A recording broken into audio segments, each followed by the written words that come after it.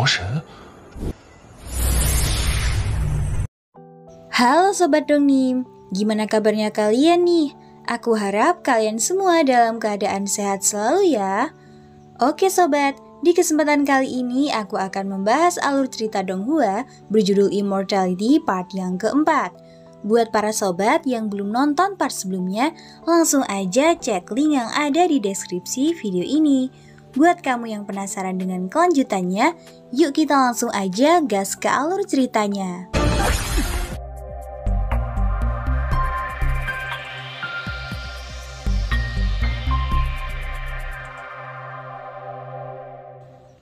Melanjutkan part sebelumnya, kini Fang Han pun akhirnya telah sampai di asrama umum murid luar Sekte Yonghua.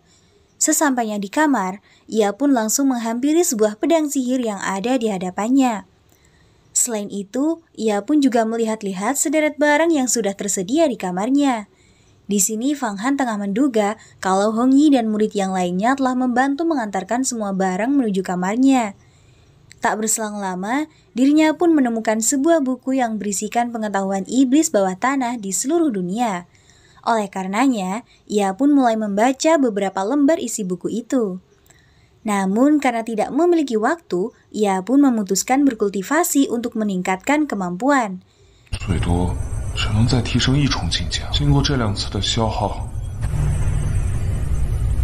Sementara itu, dirinya justru tengah memikirkan perkataan Fang Qingshu yang sebelumnya. Akan tetapi, Hong Yi tiba-tiba saja mengetuk pintu memanggil namanya. Fang Han! Alhasil, Fang Han pun berjalan-jalan di sekitar halaman asrama bersama Hong Yi. Nah, rupanya Hong Yi tengah membicarakan sesuatu mengenai impian para murid luar yang sangat ingin dilatih langsung oleh murid utama. Namun, Fang Han sendiri tidak berminat mengikuti jalan tao yang dilatih murid utama, melainkan mengandalkan diri sendiri. Mendengar perkataannya, Hong Yi pun membantah model pemikirannya. Alhasil, Fang Han pun menawarkan Hong Yi untuk dirinya ajukan berlatih di puncak petir ungu. Akan tetapi, Hong Yi justru menolak ajakannya. Sementara itu, Hong Yi juga turut tak menyangka kalau Fang Han telah pulih begitu cepat. Sementara itu, mereka juga tengah mengobrolkan sebuah cara agar bisa secepat mungkin menjadi murid dalam.哦，原来那门。好好给你讲讲，剑路到底有多坎坷。 Singkat cerita, mereka berdua pun akhirnya telah sampai di halaman restoran Giok 5 Ki Alami. Setelah memasuki areanya, Fang Han sendiri menduga kalau tempat itu merupakan tempat makan para murid yang berlatih. Sontak Hong Yi pun langsung menarik Fang Han untuk makan ke dalam restoran. Sesampainya di meja makan, Fang Han pun langsung bertanya mengenai perbedaan tingkat kesulitan antara murid luar dan murid dalam yang dibicarakan Hong Yi sebelumnya. Alhasil, Hong Yi pun menjelaskan maksud dari perkataannya. Selain itu, Hong Yi juga turut memberitahu berbagai keuntungan yang akan didapatkan para murid dalam, yakni mempelajari teknik spiritual Yuan Shen yang dapat membawanya menuju ranah ajaib, bahkan juga bisa meningkatkan martabat anggota keluarga dari murid dalam. Mendengar perkataannya, Fang Han pun bersedih lantaran kini anggota keluarganya sudah tidak ada lagi. Tak berselang lama, Fang Han pun berbalik tanya pada Hong Yi tentang keluarganya yang sama sekali belum pernah ia bahas.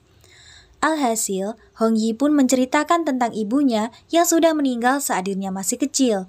Namun Fang Han juga turut menanyakan anggota keluarganya yang lain. Oleh karenanya, Hong Yi pun menceritakan tentang ayahnya yang selalu sibuk dengan selirnya sampai-sampai melupakan dirinya yang merupakan putrinya. Alhasil, Fang Han pun langsung bergegas menghampiri Hong Yi dengan mengatakan bahwa dirinya akan selalu bersamanya. Mendengar perkataannya, Hong Yi sendiri rupanya sedikit salah tingkah, sampai-sampai berbalik badan menyembunyikan muka merahnya. Alhasil, ia pun langsung menunjukkan sebuah cara untuk mendapatkan hidangan makanan dari dalam panci 5 Ki. Oleh karenanya, Fang Han pun melahap banyak porsi makanan yang dia inginkan. Tak berselang lama, Liu Kang pun datang di saat Fang Han masih sedang melahap makanannya. Namun di sini rupanya Liu Kang tengah sedang menagih janji pada Fang Han untuk membahas latihan sekte. Akan tetapi, Fang Han sendiri sama sekali tidak mengerti dengan apa yang diucapkan Liu Kang. Alhasil, Hong Yi pun memarahi Fang Han yang sebelumnya telah terburu-buru pergi saat ujian baru saja selesai. Oleh karenanya, Liu Kang pun mencoba meredakan amarah Hong Yi. Sesaat setelah itu, Liu Kang pun langsung menjelaskan semua informasi dari senior murid dalam yang mengetahui laporan dari Kerajaan Bulan Biru. Selain itu, ia juga memberitahu kalau beberapa hari lagi Sekte Yuhua akan mengadakan latihan untuk pergi membantu membasmi para bandit pasir yang jika mendapatkan hasil terbaik dalam penilaian, maka akan memenuhi syarat menjalani ujian sebagai murid dalam. Mendengar hal itu, Hong Yi rupanya sedikit kurang percaya bisa mencapai semudah itu, karena para murid luar yang ikut serta dalam ujian ini berjumlah puluhan ribu. Alhasil, Liu Kang pun berniat membawa mereka menuju senior yang menurutnya sangat baik.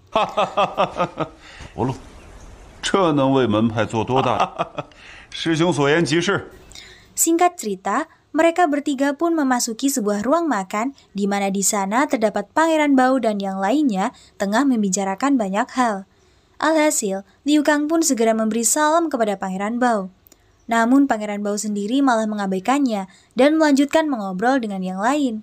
Melihat hal itu membuat Hong Yi merasa sangat kesal sampai ingin meninggalkan tempat itu. Alhasil, Liu Kang pun mengucapkan salam hormat untuk kedua kalinya. Oleh karenanya, Pangeran Bao pun langsung beranjak menghampirinya. Di sini ternyata Liu Kang berniat mengajukan Fang Han dan Hong Yi untuk menjadi anggotanya nanti. Akan tetapi, Pangeran Bao sendiri hanya mengetahui kehebatan Hong Yi saja, sedangkan Fang Han sama sekali belum ia pernah ketahui.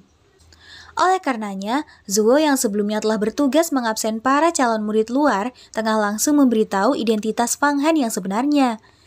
Setelah mengetahuinya, tiba-tiba Pangeran Bao sangat tidak setuju dan turut melontarkan hinaan terhadap Fang Han yang menurutnya tidak pantas bekerja sama dengan dirinya. Untuk meyakinkan Pangeran Bao, Liu Kang pun berusaha menjelaskan kalau Fang Han telah memperoleh pencapaian terbaik saat ujian. Di sisi lain, Fang Han merasa sangat kesal dan ingin pergi meninggalkan tempat itu. Namun, Liu Kang justru memintanya untuk bisa meredakan amarahnya agar berhasil dalam latihan nanti. Sontak, Pangeran Bao memerintahkan Liu Kang agar mengusir Fang Han dari hadapannya. Mendengar perkataannya, Fang Han pun sangat murka karena ucapan itu terdengar menghina harga dirinya. Namun, Liu Kang sendiri malah menyalahkan Fang Han yang bertindak emosional, padahal Pangeran Bao sendirilah yang sangat keterlaluan menghina Fang Han. Sayangnya, Fang Han saat itu sangat kewalahan saat bertarung dengannya. Sementara itu, Liu Kang mencoba menghasut Pangeran Bao agar menerima Fang Han menjadi anggotanya. Alhasil, Pangeran Bao pun menyuruh mereka untuk segera pulang dan mempersiapkan diri untuk mengikuti latihan misi Sekte Yuhua. Skins di dalam asrama, di situ terlihat Fang Han tengah mengobati rasa sakitnya setelah pertarungan sengit tadi. Di sini rupanya, Fang Han sendiri masih ingin mengalahkan Pangeran Bao. Akan tetapi Hong Yi merasa kalau Fang Han tidak akan memiliki kesempatan, lantaran perbedaan kemampuannya sangatlah jauh. Namun Fang Han sendiri masih berupaya ingin menambah pengalaman bertarung seperti apa yang dikatakan Pangeran Bao sebelumnya. Oleh karenanya, ia pun sangat membutuhkan Hong Yi agar membantu dirinya mengumpulkan pengalaman bertarung. Alhasil, Hong Yi pun bersedia membantu Fang Han dengan syarat dirinya harus bisa memukuli Pangeran Bao sampai giginya copot semua. Tak berselang lama, mereka berdua pun keluar asrama untuk berlatih. Nah, di sini, Fang Han pun menyuruh Hong Yi agar tidak merasa segan menghabisi dirinya.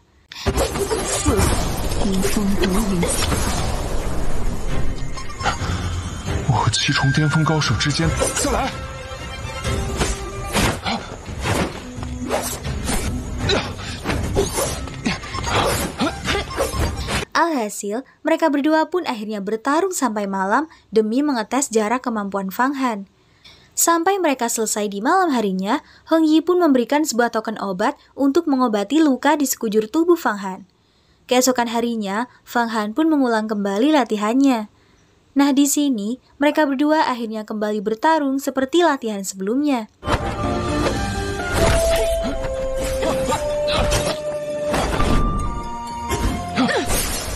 Seiring berjalannya waktu, Fang Han pun akhirnya berhasil menerobos ranah fisik tingkat 8 saat sedang bertarung. Akan tetapi, Hong Yi sendiri merasa tidak puas dan sangat ingin mengalahkan Fang Han. Karena sudah tidak ada waktu lagi, Fang Han pun menyarankan Hong Yi agar pulang dan beristirahat untuk perkumpulan besok. Keesokan harinya, para murid pun berkumpul menjelang menjalankan misi membasmi bandit pasir yang menyerang kerajaan bulan biru di Gurun Hanhai. Melihat kedua orang yang ditunjukkan tetua Chuan Gong, Fang Han pun menanyakan asal-usul mereka. Alhasil, Hong Yi pun menjelaskan semuanya. Namun ia mengkhawatirkan kalau kekuatan mereka dapat melampaui murid utama. Sementara itu, tetua Chuan Gong memberitahu mereka apabila ada seorang murid yang dapat membunuh salah satu dari keduanya, maka dirinya akan mendapatkan pil esensi Yin Yang yang dapat memperpanjang umur. Di sisi lain, Yuan Jiangkong tengah melihat keberadaan Fang Han yang juga ikut serta dalam latihan ini. Di samping itu, para murid lain merasa terkejut saat mendengar hadiah yang akan diterima murid yang berhasil membunuh salah satunya. Tak berselang lama, Jin Sitai pun datang di hadapan para murid dengan cara berjalan mengendap-endap dari balik pintu. Melihat kehadirannya, Yuan Jiangkong pun terheran-heran dengan kelakuannya. Sampai pada akhirnya, para murid pun akhirnya mengucapkan terima kasih kepada tetua Chuan Gong karena telah memberitahu semua informasi yang dibutuhkan. Setelah para murid meninggalkan tempat, Fang Han pun melihat Pangeran Bao tengah mengobrol dengan Zuo dan juga Liu Kang.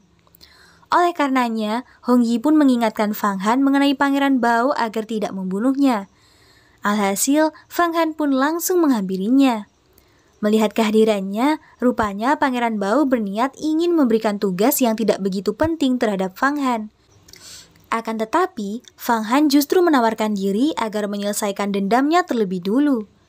Tadinya Pangeran Bao menyarankan Fang Han untuk menahan dendamnya selama 10 tahun daripada langsung mati sekarang ini.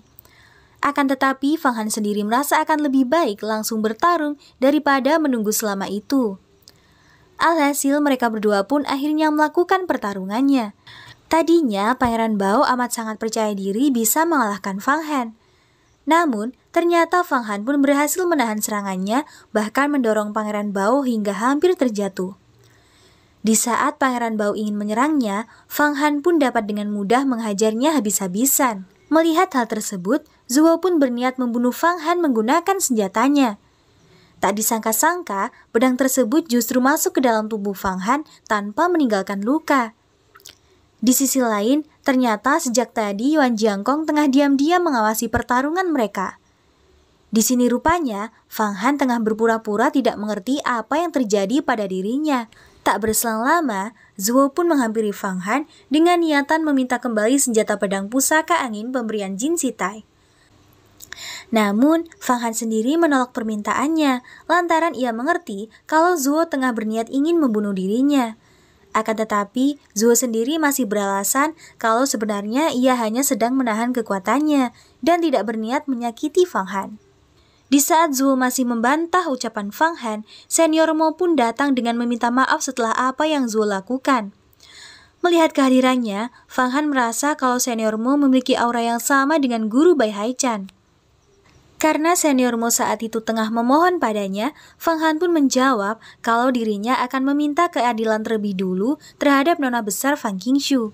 Skins di salah satu tebing, rupanya Fang Han akan segera pergi menemui Fang Qingshu. Akan tetapi, Liu Kang tiba-tiba saja datang ingin memberitahu sesuatu. Namun, Hong Yi mencegah Liu Kang agar tidak mengatakan apapun dan menyarankannya untuk bersiap-siap sebelum perkumpulan nanti. Sampai pada akhirnya, Fang Han pun akhirnya pergi menuju puncak petir ungu untuk menemui Fang Qingshu. Sementara itu, Zuo sendiri amat sangat kebingungan karena senjata pedangnya saat ini masih berada di tangan Fang Han. Mendengar ucapannya, Senior Mo pun memarahinya dengan mengingatkan kejadian kematian 8 murid dalam dan bangau mistis yang telah dibunuh Fang Qingshu. Skins di perjalanan menuju puncak petir ungu, rupanya Fang Han saat itu tengah menceritakan masalahnya yang telah selesai dengan Pangeran Bao. Mendengar ceritanya, bangau mistis itu pun menawarkan diri untuk melindunginya jika mengalami bahaya. Karena dirinya juga bisa menggunakan teknik spiritual Yuan Chen yang diajarkan oleh Fang Qingshu. Oleh karenanya, Fang Han pun meminta bangau mistis agar mengajarkan teknik tersebut padanya. Di dalam sana, Dirinya menemukan pintu ajaib yang konon dapat meningkatkan menuju ranah ajaib apabila berhasil menembus pintunya. Akan tetapi, Fang Han sendiri tidak mampu berjalan sangat cepat dan menyadari kalau kemampuannya saat ini masih terlalu lemah. Sampai pada akhirnya, Fang Han pun akhirnya keluar dari lautan kesadarannya. Di tengah perjalanan, rupanya Fang Han meminta bangau mistis agar menurunkannya di sebuah tebing dengan alasan mencoba teknik tersebut sekali lagi. Sesampainya di sana, Fang Han pun langsung membuka lukisan naga Huang Quan dan melakukan ritual pengorbanan darah agar bisa mengambil sesuatu di dalamnya.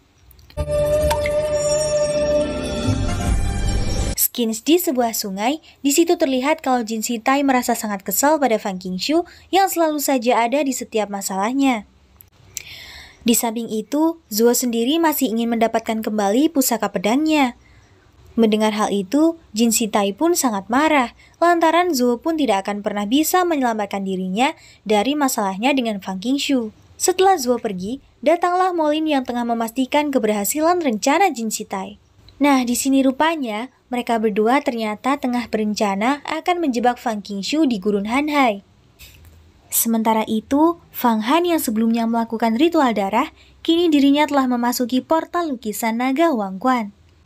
Alhasil, Fang Han pun akhirnya berhasil menemukan pedang pusaka angin yang diminta kembali oleh Zuo sebelumnya. Sampai pada akhirnya, dirinya pun berhasil mengeluarkan pedang pusaka angin.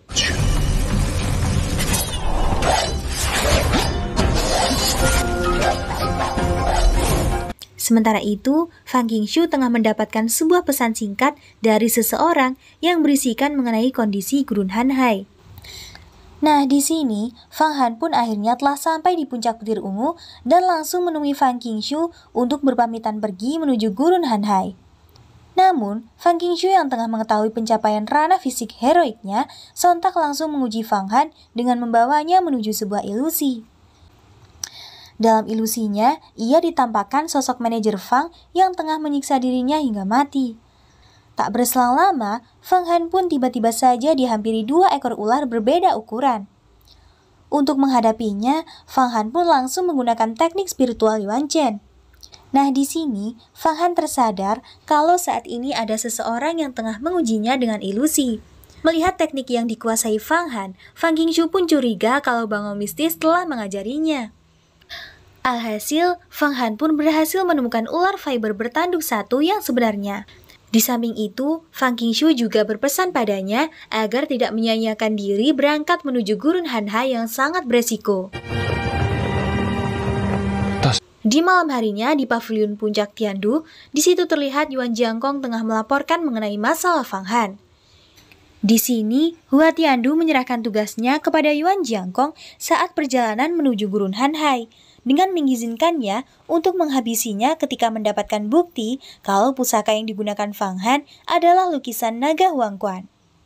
Akankah rahasia Fang Han dapat berhasil dibongkar oleh mereka? Untuk mengetahui kelanjutan alur cerita Immortality part selanjutnya, pastikan jangan lupa tekan tombol subscribe untuk notifikasi berikutnya ya.